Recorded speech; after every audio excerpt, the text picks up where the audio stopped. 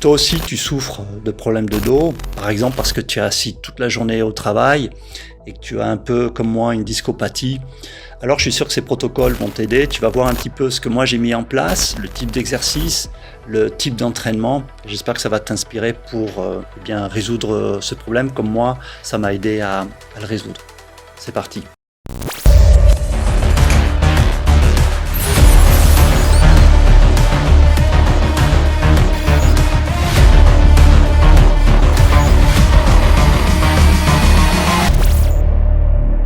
Bienvenue sur ma chaîne dédiée au bonheur holistique où je te partage comment l'équilibre entre la santé, le sport et la spiritualité peut t'amener un bonheur plus grand dans la vie.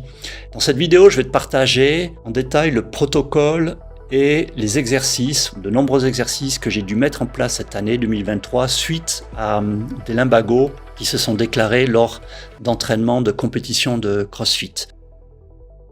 D'abord, avant de commencer un entraînement qui dure à peu près 1h30, 1h40, je fais des exercices d'étirement, de stretching et d'assouplissement du dos. Ça me permet de chauffer les muscles lombaires, toute la colonne vertébrale pendant 10 à 15 minutes et je suis prêt à commencer mes exercices. Le premier exercice, c'est un gros classique qui est donné par tous les kinésithérapeutes qui consiste à lever le bras et la jambe opposée.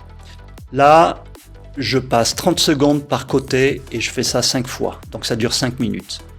Et je commence toujours par celui-là, même si maintenant, après les mois de renforcement, c'est devenu, on va dire, facile. Le deuxième exercice, c'est simple, tu prends une kettlebell, tu prends une charge. L'idée ici, c'est d'essayer de stabiliser la colonne vertébrale et de monter un genou après l'autre, 20 fois de suite en alternance, et je répète ça 3 fois, donc ça fait 3 sets de 20 mouvements par côté. Là, je fais un hollow hold où on lève les bras et les jambes et on se retrouve un peu en forme d'arc ou de banane. Je tiens 20 secondes et je me repose 10 secondes et je répète ça au total 8 fois. Ça s'appelle un Tabata. Si c'est difficile, et pour moi c'était très difficile autour des 6e, 7e, 8e tours de tenir cette position, tu peux venir ramener les genoux à la poitrine, ce qui économise un peu d'effort. Tu peux être en asymétrie en ramenant un genou, ramenant les bras en avant. Et si c'est trop facile pour toi, alors tu peux battre des pieds, ce qui accentue la difficulté. Cet exercice est un gros classique du gainage et du renforcement du dos et des abdominaux. Moi, je le fais sous forme de 30 secondes et de 4 mouvements. Le classique sur les coudes, après sur les côtés pour travailler les obliques, sur l'autre côté, et ensuite sur les mains, bras tendus, avec les omoplates où je pousse très fort en arrondissant un peu le haut du dos, comme si je voulais aller toucher le plafond. Et si c'est trop facile, tu peux venir monter sur les coudes dans la première position, amener les genoux à la poitrine dans les deux positions suivantes sur le côté, et puis dans la position avec les bras tendus, venir toucher le coude avec le genou du même côté, ce qui commence à être très très difficile. Pour moi, ça c'est un exercice hyper important où je fais un soulevé de terre avec une kettlebell, mais en légère rotation. J'ai appris au fur et à mesure de mon renforcement que c'est les rotations que mes lombaires n'aimaient pas. Je fais ça 20 fois et je le répète au total 3 fois. Donc ça fait 3 séries de 20 soulevés de kettlebell alternés. Là, c'est un mouvement que j'aime beaucoup où on reste en planche et on déplace une charge, une haltère ou une kettlebell, ici elle doit être de 10 à 15 kg, sur le côté. Le plus important, c'est d'essayer d'être le plus stable possible au niveau des hanches et au niveau du dos, de bouger le moins. Je fais ça 20 fois et je le répète au total 3 fois. Donc, 1 à 2 minutes de pause entre les exercices, ça devient difficile après 1 heure, mais je m'accroche, je continue. Je sais que si je veux renforcer mon dos et guérir mon lumbago, je dois faire ces mouvements-là plusieurs fois par semaine pendant plus d'1 heure. Ici, j'ai découvert, lors de mes recherches, un sport, une activité qui s'appelle Animal Flow, qui consiste à un petit peu imiter des mouvements d'animaux, comme le crocodile, le gorille, la marche de canard.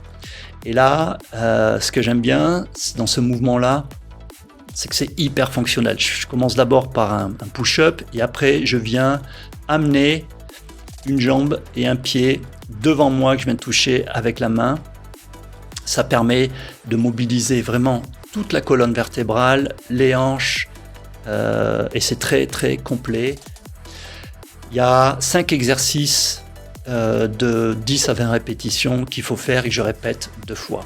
Le premier consiste à écarter, jambes tendues, les pieds, une dizaine ou une vingtaine de fois. Après quelques secondes de pause, on fait ce mouvement-là où, en soulevant les pieds et le torse, on vient tendre les bras et les ramener au sol. On vient faire une rotation du haut du dos, de la droite vers la gauche 20 fois. Le meilleur exercice que j'ai découvert et qui me fait le plus de bien parmi les centaines d'exercices que j'ai pu essayer et que je te partage ici. Ça consiste à lever le pied et à ramener le genou le plus haut possible et à le poser au sol et à le ramener la jambe tendue derrière soi. Et j'ai l'impression que c'est le meilleur exercice pour mon dos. Je finis par 20 battements de pied très simples en soulevant le torse aussi le plus haut possible. Ces 5 exercices, je les répète 2 fois au total.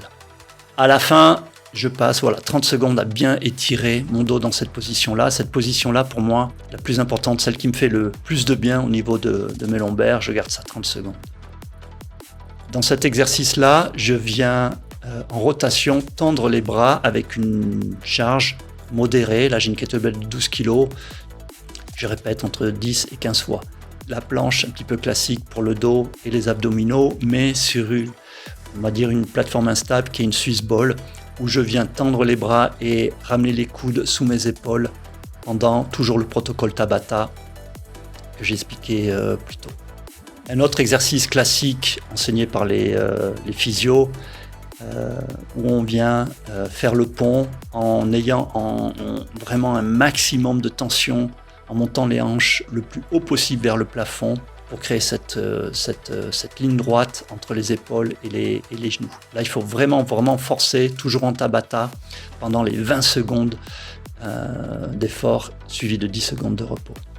Et je finis la dizaine d'exercices que j'ai mis en place par, pour moi, ce qui est le plus dur, c'est la planche, mais bras tendus avec le pied et la main opposés en l'air.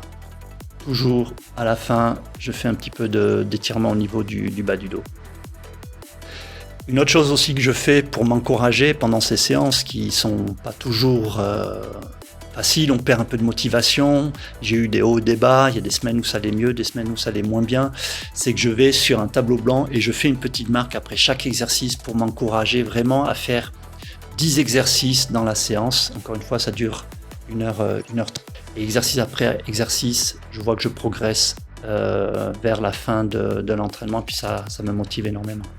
Voilà, j'espère que ça t'a aidé, j'espère que ça va te motiver à renforcer ton dos et à guérir de ce problème-là. Pour moi, ça a été long, ça a été pénible, mais riche d'instructions.